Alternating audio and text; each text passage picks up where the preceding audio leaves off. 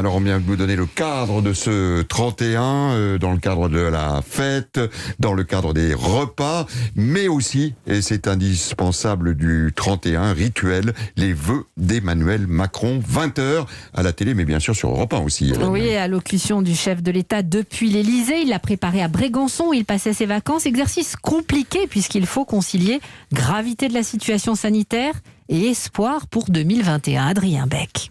2020 aura été marqué par la crise sanitaire, 2021 le sera encore. Ce sera donc l'axe principal de ses vœux présidentiels. Une prise de parole qu'Emmanuel Macron veut plus intime, adressée directement aux Français qui ont subi la crise, ceux qui ont perdu un proche, les commerçants, les jeunes, bien loin des envolées lyriques du mois de mars et du « Nous sommes en guerre ». Le chef de l'État planche sur son texte depuis quelques jours à Brégançon et contrairement à ses 8 autres allocutions télévisées de cette année, il ne rentrera pas dans le détail. Ce n'est pas un point de situation sanitaire, prévient l'Élysée qui espère un moment de vérité, d'unité et d'espoir. L'espoir, c'est le vaccin. Au moment même où son déploiement piétine, il sera l'une des clés de la sortie de crise. On verra si Emmanuel Macron se risque d'ailleurs un calendrier de retour à la normale s'il évoque au-delà du plan de relance les réformes à venir. Le président devra en tout cas faire synthétique car le format devrait être le même que les années précédentes, c'est-à-dire